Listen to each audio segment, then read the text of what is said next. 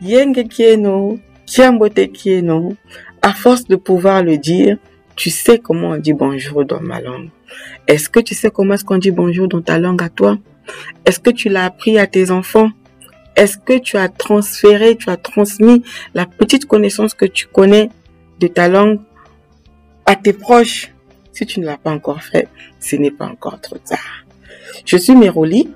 Je reviens aujourd'hui pour faire suite à ma vidéo concernant l'aménagement du terrain.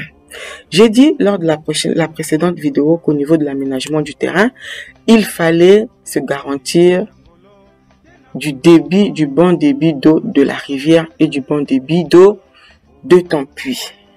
Une fois que cela est fait, tu vas commencer maintenant à travailler, à mettre en valeur la terre pour pouvoir planter. Et avant de commencer, il faut que tu te rassures d'avoir la main d'œuvre qu'il faut. Parce que tu vas avoir l'étape tu vas débroussailler, l'étape du débroussaillage. Tu vas abattre les arbres. Tu vas dessoucher. Tu vas labourer. Toutes ces étapes vont te demander la main d'œuvre. Plus tu as beaucoup de mètres carrés, plus tu as beaucoup d'espace, plus ça va te demander des personnes, du personnel, des ouvriers. Donc rassure-toi que dans la localité là où tu as choisi de t'installer, que tu auras suffisamment de main d'œuvre. Pour que tu ne te retrouves pas par rapport à ton calendrier de culture, admettons par exemple que voilà, tu dois pouvoir mettre en valeur ta terre juste avant, pendant la saison sèche pour pouvoir planter par exemple la tomate pendant la saison de pluie et que tu n'as pas eu assez des ouvriers. Aujourd'hui ils sont venus, demain ils sont pas venus et ça va te retarder et tu te retrouves, les pluies ont commencé, ta terre n'a pas encore été labourée. Tu as déjà commencé à faire ta pépinière mais les planches n'ont pas encore été faites pour pouvoir les repiquer. Tu perds, là c'est le fiasco. Donc rassure-toi d'avoir de la main d'œuvre. Il y a de la main d'œuvre saisonnière, il y a de la main d'œuvre qui sera avec toi sur ton exploitation tout le temps. Choisis les bonnes personnes, les personnes qui ont la volonté de travailler et les personnes qui connaissent faire le travail. Et surtout, mets-les bien. Voilà. Paye tes ouvriers comme il faut pour les inciter à venir travailler pour toi. Mets-les bien, mets-les bien, mets-les bien. Parce que demain, tu vas pas quitter la diaspora pour aller faire ce travail. Ton collaborateur, ou il soit une personne ou deux personnes, ils pourront pas travailler seuls sur toutes ces hectares-là. Tu auras besoin de ces personnes. Et Dieu seul sait combien la main d'œuvre est difficile en Afrique dans le domaine de l'agriculture. Donc, si tu arrives à trouver des personnes qui viennent travailler chez toi, qui ont la volonté de venir travailler chez toi de façon saisonnière ou de façon permanente, mets-les à l'aise, paye-les comme il faut, ne les dois pas, donne-leur l'envie de venir travailler pour toi. Sur ma prochaine vidéo, je vais vous montrer en image tout ce que j'ai dit concernant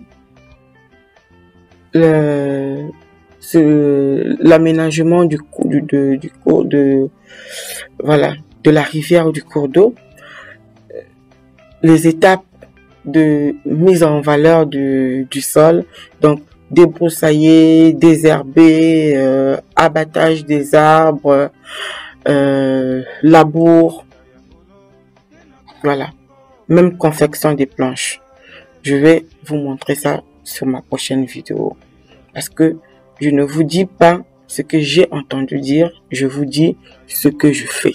C'est pas beaucoup, mais il faut bien commencer par un premier pas.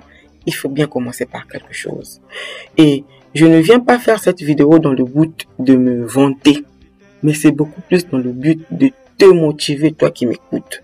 Que tu arrêtes d'être derrière l'écran en train de regarder les gens en train de faire les choses, mais que toi aussi que tu te mettes à l'action. Avec les moyens que tu as, avec ce que tu as à ta disposition. Ne regarde pas ceux qui ont déjà des hectares et des hectares.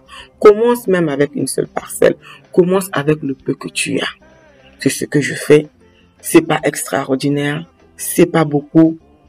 Et je n'attends pas seulement d'avoir des succès pour venir en parler.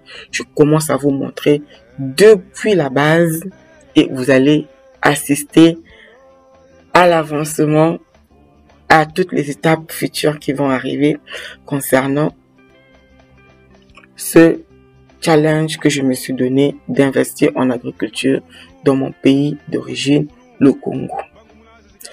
Je vous dis merci d'avoir écouté cette vidéo. Je vous demande de mettre dans les commentaires vos expériences, de partager, de conseiller, de donner des pistes, d'enrichir ce que je dis, d'enrichir ce que je fais. Abonne-toi à ma chaîne si tu ne l'as pas encore fait et que si mon contenu te plaît, afin que tu ne rates pas les prochaines vidéos que je vais poster concernant ce sujet, investir au Congo dans le domaine de l'agriculture. Je vous dis au revoir et matondo. Matondo dans ma langue, ça veut dire merci. Et là, je viens d'ajouter un nouveau mot. Merci matondo. Au revoir.